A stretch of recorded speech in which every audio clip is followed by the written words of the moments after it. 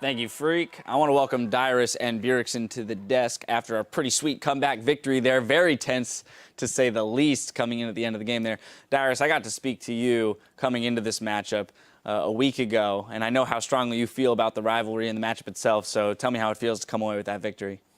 It was insane because going into the match, I see all this hype and I see all this stuff, and I just really want to beat them. I'm like, screw these guys. But then after beating them, every time we've beat them, I actually feel bad for them because this time around I felt like they were actually the better team, but we just performed better on stage. Well, kind words for you there, definitely. That has to make it sweeter, though, knowing that the rivalry and the team play by both sides is at one of its all-time highest. Bjergsen, when there is so much hype around matches like this, and we spoke to Reginald and Hotshot earlier in the day, and we asked them how they prepared you guys for it. You know, when the game actually then lives up to that hype, and it is as intense as it is, how do you keep your cool, especially being a shot caller? It's obviously really hard, especially when you get behind in the early game. Like, you really don't want to lose a match that is this hyped and matters so much. Like, no one wants to have pink hair, obviously, but I think it just comes with experience. Like, we've all lost a lot of games. We've all lost a lot of games, like, on the competitive stage, and you just learn to kind of keep your head cool because you realize it is really important as to show this game. It's just super important to keep your head cool. Well, let's be honest. You're not at least a little excited to see Reginald with pink hair now? I definitely would have been, and I don't know. I would Hotshot rather. Sorry, well, I would love to see Reggie, but Hotshot's going to be pretty funny. That'll be to be honest, I would have rather had Reggie with pink hair because it would be funnier. But well, you had every opportunity to throw the game, Dyrus. So anyway, I want to get into how you guys actually came away with this win because again, it was, as you said, you were down early in the game, and you had a couple great team fights and outplays near the end of the game that really pulled it together for you guys. So I want to go into our first replay, which is 38 minutes into the game. It's in the mid lane. And Dyrus, I want you to walk us through this one. So we're going to pull it up on your screen. It's the first engagement. Bjergsen gets caught out just a little bit, but manages to survive it. So, Dyrus, walk me through the decision to turn on this, knowing that you guys can take the fight. So looking here, I thought Bjergsen was going to insta-die, and then he said he was going to flash, and he got out. I was like, oh, he got out. We can still win. Because at this point, I thought we were losing. So right here, I thought Bjergsen was going to insta-die. Somehow he flashes out. Like, Link barely missed that, and now the fight's good for us. Because now we can just hit Smithy, and Zion's, like, on me. He's not really going on Turtle because he can't. And then our positioning is just, I don't know, like spread out, and then I kind of like go in on their back line, and then they're on Zion, so it's tank for tank right now. Double's kind of choosing between me or our front. He wanted to kill Bjergsen because he's the biggest threat on our team, but then we have Turtle also. Then right here at the end, you don't see it, but I just die, and then it makes the game even closer. Right, well, yeah, soon after that, there was the whole Baron fiasco for about like 4 minutes where the teams were just trading kills while Turtle had some pretty stellar outplays there individually. Bjergsen, the mid lane was a huge matchup here, and we spoke about it a lot going into the matchup, just between you and Link being two top performers in the mid lane. And there has been so much discussion about things falling on your shoulders. How do you feel that matchup in this game played out between you and Link specifically? I think it played out pretty evenly. We put some jungle pressure early, and then when Vi got the level 6, they put a lot of jungle pressure. So I think it was just the matchup is very even, and we both have very even amount of jungle and support distribution when we come in and help. So I think it was just a pretty even lane overall. Not really too much action, and it was really just about the team fights.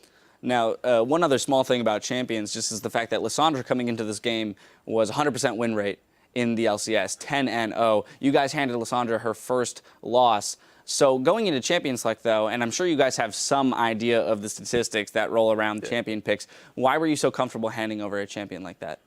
It's mostly just that we get the trade-off. We get Ahri, which is obviously also a really strong champion on this patch. So we feel like Ahri is definitely at the same level of Lissandra. And we also got Sivir, which Lissandra has a really hard time killing because she has a spell shield, she has a movement speed. So Lissandra goes in and we can just kite back using the movement speed. Then once we re-engage, Lissandra can't really do too much. So we just try to play around that, and I think it really brought us a lot of wins in team fights. So that brings Lissandra to 11-1. Dyrus, you have something you would like to add to that? So I felt like the picks were still really even, but what really brought us to the end of the game was deciding when to go in. for example, at Baron, we could have went in, you know, suicided Santorin and maybe have gotten Baron, but then we didn't do that. We could have went in on Dragon at one time when it was like, there's a bunch of bad times we could have went in where we usually would have went in and lost, but I think our tolerance and, you know, Bjergsen calls to like draw out towards the end of the game really, really brought us in. I do want to look at our second replay then, because it's specifically, I want to get your thoughts, Bjergsen, on where the calls came from. We're going to pull the final fight of the game up, because this was a very intense moment around the 5th Dragon, knowing that you guys couldn't give it up. Walk me through, as the shot caller, where the decision came from to initiate when you did. We know Lissandra is off on the bottom side, and I get the charm on Xmithie, which just pretty much the fight just explodes after that. We have a good position where Lissandra is off to the side. She can't kill anyone, and Turtle and I can just do as much free damage as possible. Sure, Nar gets the engage off, but Lissandra is so far away, it doesn't matter. She's getting zoned by Annie, so we're not really too scared of anything here. And Sivir at this point does a lot more damage than Corki, especially since Corki went for the QSS upgrade, the Scimitar. So at this point, our team fighting is just superior through comps, and we knew Lissandra wouldn't be able to do as much damage to us. Doublelift overchases a little bit, we get CCs on him and clean up the fight.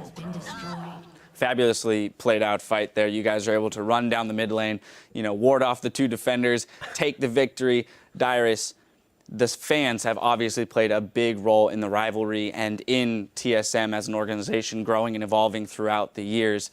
What do you have to say to them, and how much does it mean to have them behind you in times like this?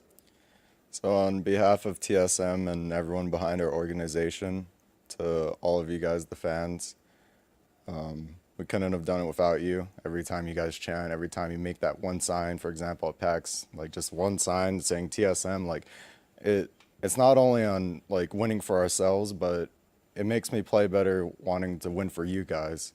And it becomes really, really personal in that kind of matter. And I just want to win for you guys and make you guys happy, make my teammates happy. And thank you very much. Well, this game lived up to the hype in all regards, and a huge congratulations on a hard-fought victory for you guys in securing that first place slot. Congratulations again. Thank you for joining me here on the desk. We've got to take a quick break, but after these messages, we'll head back into the action with Gravity versus Team Liquid. Stay with us. The NALCS continues after this.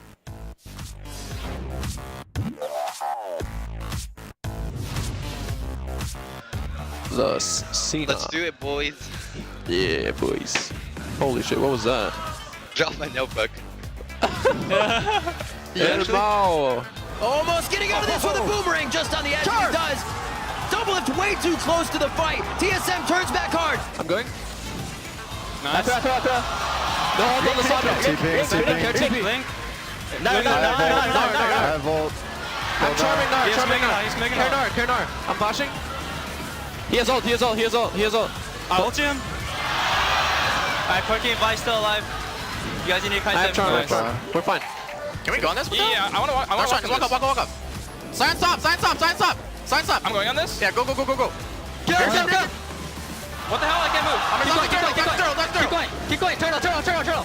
This could be the comeback here for Team Solo Mid. The ult goes in. That's onto Santorin. He's pretty tanky from the Vi Assault and Battery, so he stays alive. They continue to fight. This is going to be big. They're going to turn onto Xmithie, so they stall it for now. Oh my god, no way it's going to happen. Their worst nightmare coming true. Wild Turtle's going to get knocked out next. No, the boomerang blade comes out just as he can fire it off. TSM is just too strong. They own CLG's base here, but they don't have the minions. The focus is on the CLG. They're doing that perfectly. Now to the Nexus after being down all game. Team Solo Mid persevere.